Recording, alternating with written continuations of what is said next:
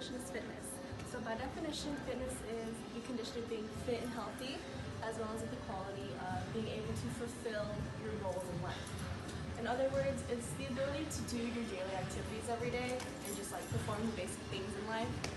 Fitness falls within the physical dimension of well-being, but it's more than the physical. It's also the nutritional, the emotional, and the mental. So to be mentally fit, to be mentally healthy, that's a part of fitness. You need to be able to sufficiently perform the roles in your life every day. You can practice your fitness through meditation, through exercise, through dieting, and just overall mental health. Just focus on yourself, give yourself days to relax and focus on your health. And yeah. Cardiorespiratory fitness means exercise with oxygen. Exercises such as sprinting, swimming, or even biking are considered aerobic exercise. The recommended daily amount of aerobic exercise is 30 minutes a day, 3 times a week.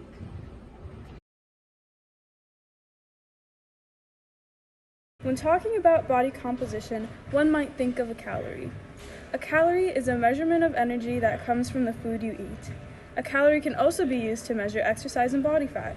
For instance, a pound of body fat is equal to 3,500 calories. In order to burn fat, aerobic exercise can be increased from 30 minutes 3 times a week to 30 to 60 minutes 5 times a week. There are multiple ways to measure body fat, one being a scale, which can be sometimes inaccurate, and the other being hydrostatic underwater weighing, which is the most accurate measurement of body mass. Muscular endurance is the ability of a muscle to keep moving without needing to stop or rest after a certain amount of time. There are exercises like planking, using the elliptical, lunges, and etc. Working out 3 times a week of working on the muscles will lead you to receive the most gains. 50% of an RM, which is repetition maximum, meaning the maximum amount of weight a person can lift in one repetition, is like doing 8 to 15 reps of 2 to 3 sets. Muscular endurance is important for many different reasons, like increasing the ability to do activities like lifting boxes, chopping wood. It will reduce the risk of injury, leads to stronger bones and muscles, allows you to add more exercises to your routine, and many more.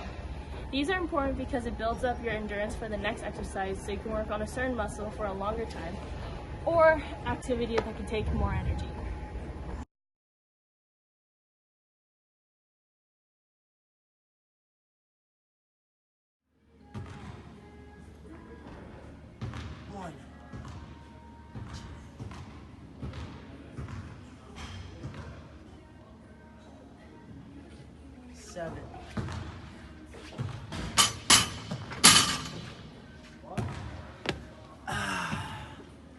So what does it really take to build muscular strength?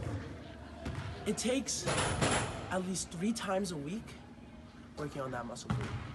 It takes around 6 to 8 reps of 2 to 3 sets. All right? And also you should not be taking a break longer than you've been doing those reps, okay?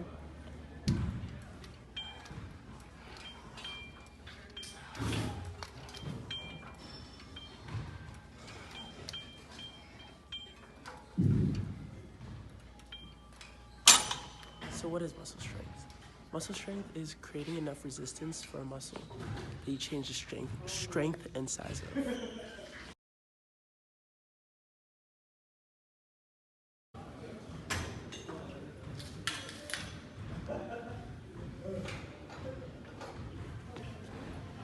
Okay, so today is day 2 of just working out, and day 2 consists of back and biceps. So first let's answer the question, how do muscles work? Muscles work by expanding and contracting. Muscles have long, thin cells that are grouped together into bundles. When a muscle fiber gets a signal from its nerves, proteins and chemicals release energy to either contrast the muscle or relax it. When the muscle contracts, this pulls the bones it's connected to closer together.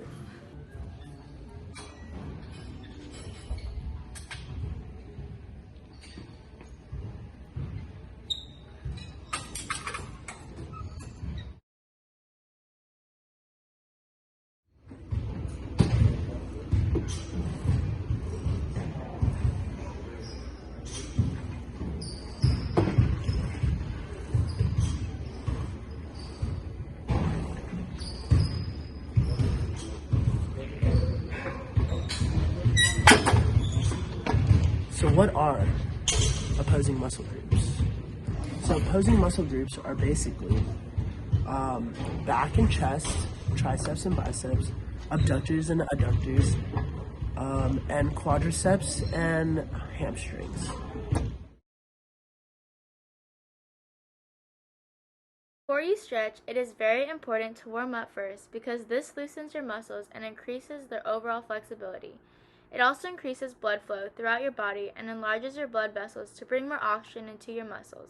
This practice also functions to flood your heart with plenty of oxygen to reduce the overall stress placed on your heart while working out.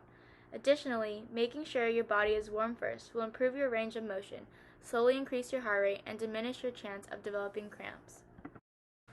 Begin with standing shoulder width apart and grab one arm above your elbow with your opposite hand and pull it across your body toward your chest until you feel a stretch in your shoulder joint and posterior deltoid muscle. Hold this position for at least 10 to 20 seconds and then switch for the other side when you're done. After that, you're going to want to bring one arm over your head and drop your forearm behind you, resting it on your back between your shoulder blades. With the other hand, grab right above your bent elbow and gently pull until you feel a stretch in your triceps. Hold this position for about 10 to 20 seconds, and then after that, repeat for the other side. For this stretch, you are going to want to touch your toes, or at least try and touch your toes, and make sure that your knees do not bend and that your legs and feet stay together the whole time. Hold this position for about 20 to 30 seconds, then after that, you're going to want to take a wider stance, but still keeping your hands on the ground and feeling a stretch in your back, your hamstring, and your calves. This stretch requires you to be in a seated position with one leg bent and the other leg extended out. To feel the proper stretch, reach for your ankle and hold this position for about 20 to 30 seconds and then switch to the other side. Remember to always take deep breaths when you're stretching and to stay relaxed.